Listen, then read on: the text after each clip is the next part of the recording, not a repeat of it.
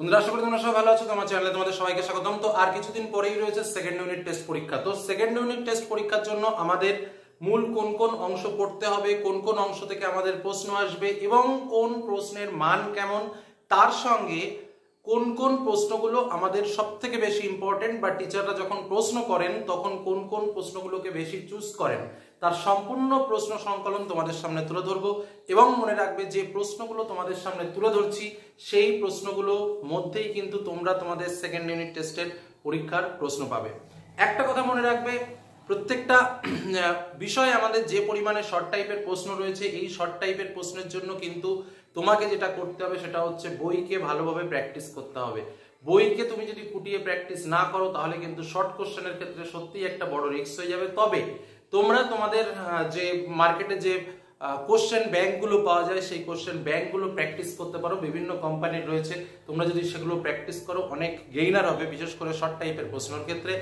আর broad কোশ্চেনের জন্য আমি তোমাদের জন্য যে প্রশ্নগুলো শেয়ার করছি, এই প্রশ্নগুলো শুধু ভালো করে একটু প্র্যাকটিস করে নাও, দেখবে এই পার্টগুলোর মধ্যে থেকেই তোমরা প্রশ্ন হুবহু কমন পাচ্ছ। তোমরা জানো তোমাদের জন্য ফার্স্ট ইউনিট টেস্টে সাজেশন তুলে ধরেছিলাম এবং তোমরা দেখেছো যে হুবহু সেই প্রশ্নের মধ্যে থেকেই তোমরা কিন্তু প্রশ্ন পেয়েছো। আজও ঠিক একই রকম ভাবে তোমাদের জন্য সেকেন্ড ইউনিট টেস্টের ইম্পর্টেন্ট প্রশ্ন শেয়ার করছি এবং আশা রাখছি যে এই প্রশ্নগুলোর মধ্যে থেকেই কিন্তু তোমরা তোমাদের সেকেন্ড ইউনিট টেস্টের প্রশ্ন হুবহু কমন পাবে। চলো সময় নষ্ট না করে আমরা দেখে নিই তার ডিটেলস আলোচনা। তার আগে বলবো, যারা এখনো চ্যানেলকে সাবস্ক্রাইব করনি অবশ্যই সাবস্ক্রাইব করে নিও।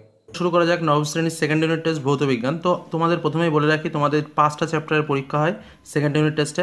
মৌলিক ধারণা, পদার্থ, গঠন ও ধর্ম, দ্রবণ, অ্যাসিড, ক্ষার, লবণ এবং কার্যক্ষমতা শক্তি। তোমাদের টোটাল 40 মার্কের পরীক্ষা হয়, তার মধ্যে প্রায় শর্ট কোশ্চেন 15 মার্ক এবং 2, 3 ও 5 মার্কের প্রশ্ন থাকে। কিন্তু 5 মার্কের প্রশ্ন ডাইরেক্ট কোনো কোশ্চেন তোমাদের হয় না, সাধারণত 1, 2, 3 এরকম 3টে জয়েন্ট করে টোটাল 5 মার্কের তৈরি হয়। তাহলে মেইনলি আমরা দেখতে পেলাম যে শর্ট কোশ্চেন এবং 2 ও 3 মার্কের প্রশ্নগুলো কিন্তু তোমাদের পরীক্ষায় বেশি আসে। তো শর্ট কোশ্চেনের জন্য তো আমি তোমাদের আরও একটা বান্স তৈরি করে দেবো। এবার মেইনলি যে 2 আর 3 মার্কসের কোশ্চেনগুলো তোমাদের পড়তে হবে, আমি সেই প্রশ্নগুলোর সাজেশন তোমাদের সামনে তুলে ধরবো। আর একদম যে শর্ট কোশ্চেন তার জন্য পরবর্তীতে আমি আরেকটা বান্স তৈরি করে দিয়ে দেবো, যাতে করে তোমাদের পড়তে সুবিধা হয় এবং মোস্ট ইম্পর্টেন্ট কোশ্চেনগুলো তোমরা পাবে এবং পরীক্ষায় অবশ্যই ভালো রেজাল্ট হবে। এবার তাহলে শুরু করছি 2 ও 3 মার্কের প্রশ্ন।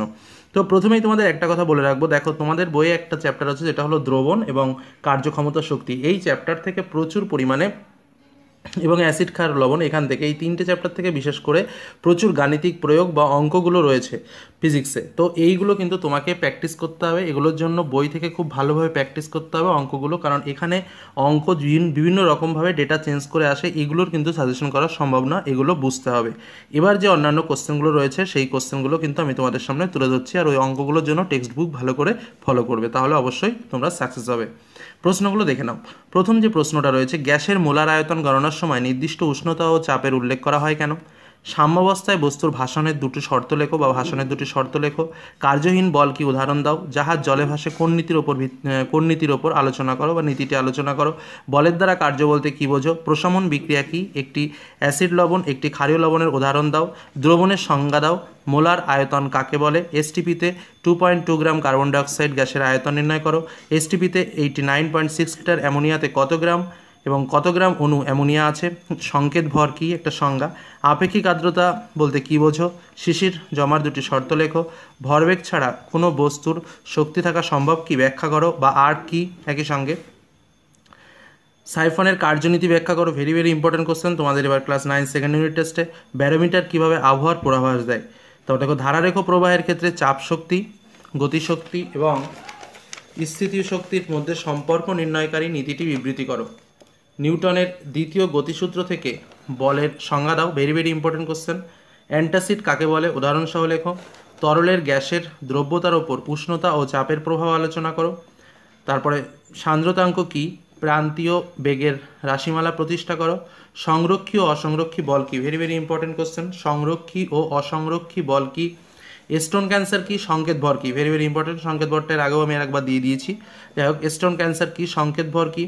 গতিবেগের নতিমাত্রা কি? প্রথমে একটু বলে রাখি কথা বলার মধ্যে যে তোমাদের কিন্তু শর্ট কোশ্চেন এবং এই শর্ট টাইপের কোশ্চেন ফিজিক্সে প্রচুর এবং প্রচুর 1, 2, 3 মার্কের কোশ্চেন হয়। অতএব প্রত্যেকটা 1, 2, 3 মার্কের কোশ্চেনগুলো একটু ভালো করে দেখে রাখবে, কারণ ওর ওপরেই কিন্তু মূল নম্বরটা বেস করে, এটা কিন্তু মাথায় রাখবে। যাই হোক, পরের যে মূল কোশ্চেনগুলো রয়েছে ইম্পর্টেন্ট সেগুলো দেখে নাও। গতিবেগের নতিমাত্রা কি, এর একক লেখো। ইয়ং গুণাঙ্ক কাকে বলে, কঠিন পদার্থের উপাদানের ইয়ং গুণাঙ্ক নির্ণয়ের রাশিমালা গঠন করো। অ্যাসিড বৃষ্টি কি ব্যাখ্যা করো। ইমালসন কারক কাকে বলে। ত্বরণের এককে প্রতি সেকেন্ডে কথাটি দুবার ব্যবহৃত হয় কেন। সালফিউরিক অ্যাসিডকে কীভাবে শনাক্ত করবে, বিক্রিয়া দাও। অম্লরাজ কি, বিক্রিয়া সহ লেখো। এবং অয়েল অফ ভিট্রিয়ল কাকে বলা হয়, ভেরি ভেরি ইম্পর্টেন্ট কোশ্চেন, অম্লরাজ, অয়েল অফ ভিট্রিয়ল। জলে নামলে ওজন কমে যায়, কোন সূত্র দ্বারা এটি ব্যাখ্যা করা সম্ভব। এটা বিভিন্নভাবে পরীক্ষায় আসতে পারে, বিভিন্ন কারণ দর্শাগুলো তুলে দেয় যে তুমি জলে নামলে হঠাৎ করে তোমার ওজন কমে গেল, কোন সূত্র দ্বারা ব্যাখ্যা করা যায় এরকম। বা জলে নামলে জাহাজের ওজন কমে যাচ্ছে বা কোনো বস্তুর ওজন কমে যায়, বা জলে কোনো বস্তুকে হালকা লাগে, তা কোন সূত্র দ্বারা ব্যাখ্যা করা সম্ভব। যে কোনোভাবে কিন্তু প্রশ্নটা আসতে পারে।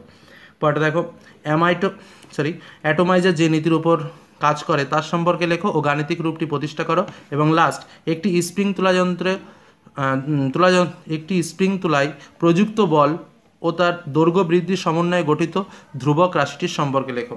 মানে স্প্রিং তুলায় প্রযুক্ত বল ও তার দৈর্ঘ্য বৃদ্ধির সমন্বয়ে গঠিত ধ্রুবক রাশিটির সম্পর্কে আলোচনা করতে হবে, গাণিতিক প্রয়োগ দেখাতে হবে।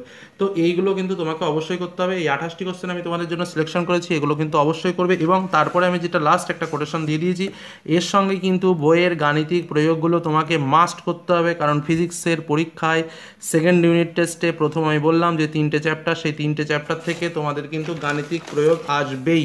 সেটা হলো দ্রবণ, পদার্থের গঠন ধর্ম এবং কার্যক্ষমতা শক্তি, এখান থেকে কিন্তু অঙ্ক আসবেই এবং সেগুলো সূত্রের সাহায্যে তোমাকে কিন্তু ক্যালকুলেশন করে দেখাতে হবে। এই হলো তোমাদের মূল আলোচনা। যাই হোক, আলোচনাটি নিশ্চয়ই ভালো লেগেছে, তাহলে অবশ্যই একটা লাইক করো। যারা এখনও চ্যানেলে নতুন সাবস্ক্রাইব করোনি তারা যেন অবশ্যই সাবস্ক্রাইব করে নাও এবং পরবর্তী ভিডিওর জন্য অপেক্ষা করো। এবং অন্যান্য যে সাজেশনগুলো আমি তোমাদের সামনে তুলে ধরেছি সেগুলোও দেখে নিও। তাহলে আজকের মতো এখানেই শেষ করলাম, ধন্যবাদ।